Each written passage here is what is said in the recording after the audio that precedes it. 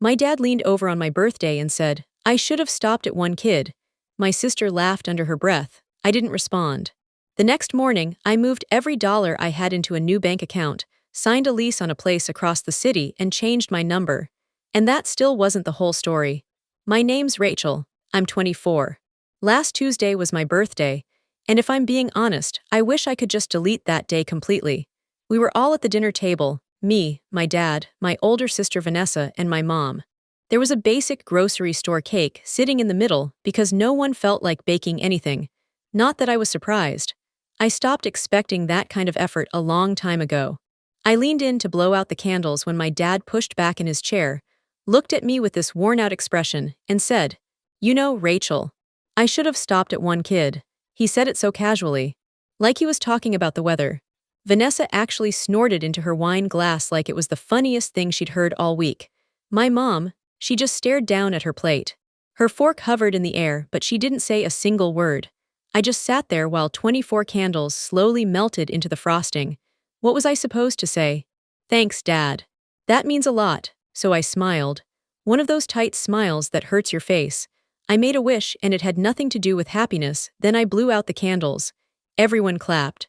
It sounded empty, completely empty. Sometimes I wonder if I overreacted to what I did next. I still go back and forth about it. That night I couldn't sleep. I kept hearing it in my head. I should have stopped at one kid. And Vanessa laughing. And my mom staying silent. Honestly, her silence might have been the worst part. I'd always felt a little out of place in my own family. I was the quiet one. The less driven one, at least according to them. I wasn't like Vanessa with her marketing job and her perfect boyfriend and her whole put-together life. I knew that's how they saw me. But hearing it out loud, on my birthday of all days, and watching everyone just go along with it, something in me shifted. It wasn't loud or dramatic. It just cracked. The next morning, I woke up at 6 a.m. wide awake. And for the first time in a long time, I was completely clear about what I needed to do. My hands didn't even shake when I opened my laptop. I moved every dollar from my savings, all $47,000 I'd been carefully saving since I was 16, into a brand new account at a different bank. Then I started looking for apartments. By noon, I'd signed a lease for a studio in Riverside, about 45 minutes across the city. It was small, a little overpriced, but it was mine. The landlord, an older man named Mr. Chen, didn't pry when I told him I needed to move in right away. He just handed me the keys and said, "Fresh starts are good." That afternoon, I changed my phone number. New SIM card, new number. Clean break. I didn't tell anyone. You're probably thinking I should have confronted them, said something, had a big emotional showdown. But here's the truth: I'd already tried, for years. Whenever I brought up how they made me feel, Vanessa would say I was too sensitive. Dad would tell me I was creating problems that didn't exist. And Mom, she'd just switch topics like I hadn't said anything at all. So this time, I decided not to argue. I decided to leave. For the next week, I moved my things out in small trips while everyone was at work. A few boxes at a time. My clothes, my books. The quilt my grandmother gave me before she passed, the one thing in that house that ever felt warm. I took the things that meant something. And I left behind the expensive gifts, the jewelry, the electronics. All the shiny proof they liked to point to as evidence that they cared. Those things never felt like love to me. They felt like transactions, like boxes to check. My grandmother, my mom's mom, used to tell me before she passed away 2 years ago, "Rachel, honey, sometimes the bravest thing you can do is walk away." Back then, I didn't really get it. Now I do. She was the only person in that house who truly saw me, the only one who would ask how my day was and actually wait for the answer. She listened. Really listened. The only person I told about my plan was my cousin Derek. He lives in Seattle now, but we've always been close. Honestly, he's more like the brother I wish I'd had. When I called him from my new apartment, he went quiet for a few seconds. Then he said, "About damn time, Ra, you need anything." That was it. No lecture, no questions, just support, and I cried. For the first time since my birthday, I actually cried. It took my family 4 days to realize I was gone. 4 days. I only know because Derek told me. They called him in a panic, asking if he'd heard from me. Apparently, my mom went into my room to ask me to pick up the dry cleaning and found it half empty. That's when it clicked that I'd been moving out piece by piece. No note, no explanation. I was just gone. Vanessa tried calling my old number around 60 times, according to Derek. My dad drove around to all the places he thought I might be, the coffee shop where I used to study, my friend Maya's apartment, even my old college campus. My mom even called the police. But they told her I was 24, an adult, and it looked like I'd left on my own. There was nothing they could do. Sometimes I wonder what they were thinking during those 4 days. Did it ever cross their minds that maybe it had something to do with what my dad said? Or did they just assume I'd randomly fallen apart? The strange part is, I wasn't furious anymore.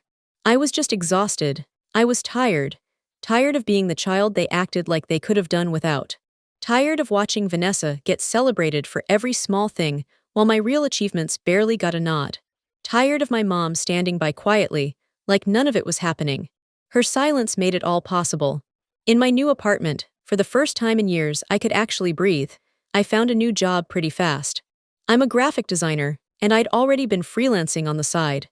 So I decided to stop treating it like a side thing and make it my full-time work.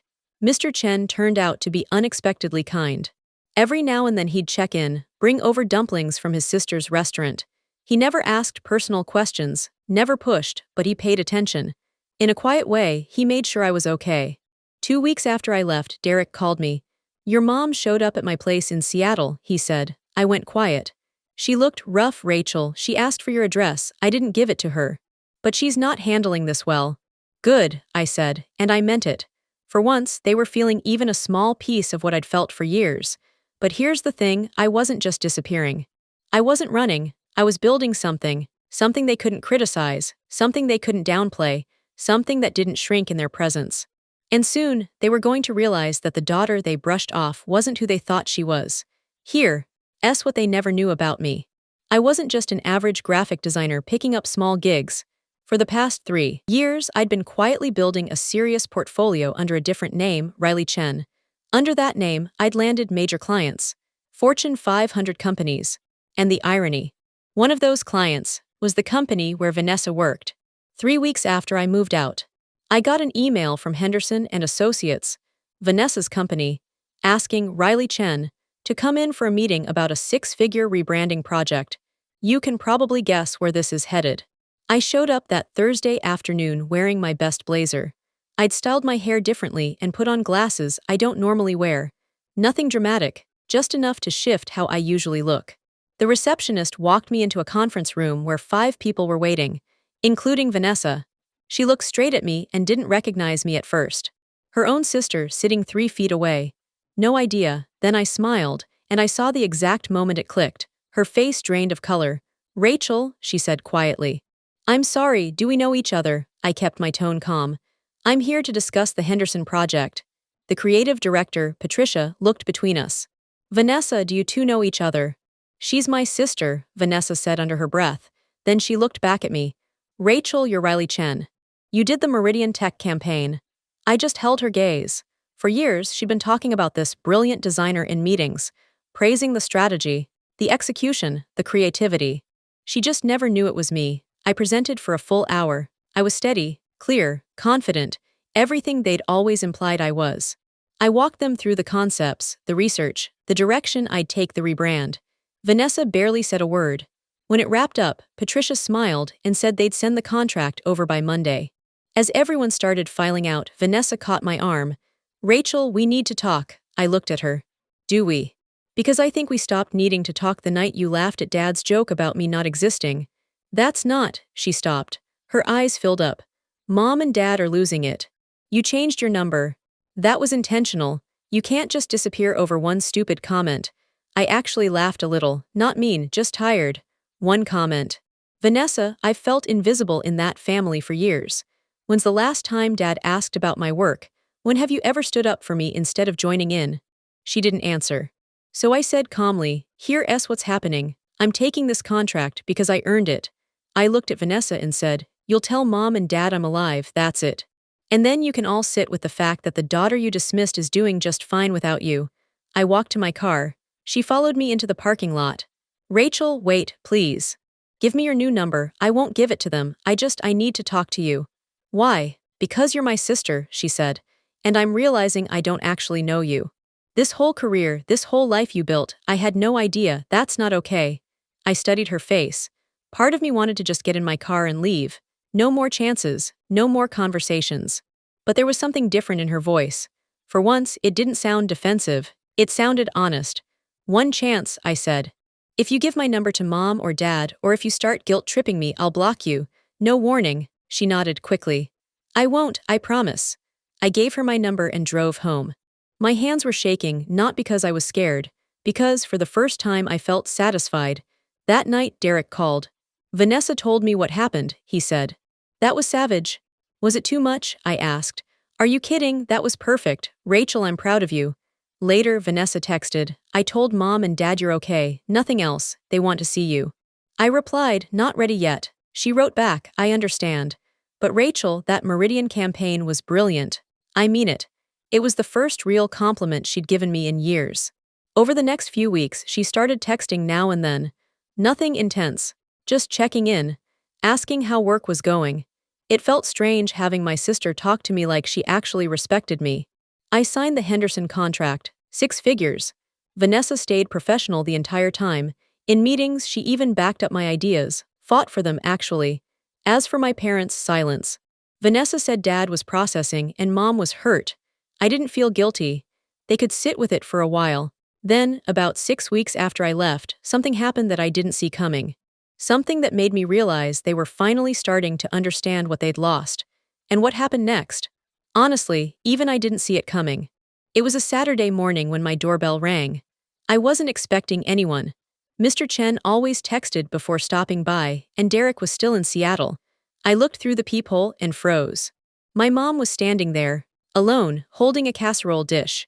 For a second, I thought about pretending I wasn't home, just letting her stand there until she gave up. But curiosity won. I opened the door halfway, keeping my body in the doorway. "How did you find me?" She looked different. Her hair wasn't washed. There were dark circles under her eyes. She was wearing sweatpants. My mom never left the house without full makeup. "I followed Vanessa last Tuesday," she said quietly. "I'm sorry, Rachel, please, can I come in?" I almost said no. Part of me wanted to. But I stepped aside. She walked in and set the casserole on my tiny kitchen counter. Then she just stood there, looking around my studio apartment like she was seeing proof of a life she hadn't known existed. "It's nice," she said softly. "Small but very you." "You don't know what's very me, Mom." She flinched a little. "You're right, I don't, that's why I'm here." We sat at opposite ends of my couch. The silence stretched out between us, thick and awkward. "Your father didn't mean it," she said finally. "What he said on your birthday, he'd been drinking." "He had 1 beer, Mom." "And even if he was drunk, you don't say something like that unless it's crossed your mind sober." She swallowed. "He's devastated that you left." "Is he? Or is he just upset that I actually left after he basically said I shouldn't exist?" She looked down at her hands. "Vanessa told us about your work, about Riley Chen." She paused. "Rachel, why didn't you tell us?"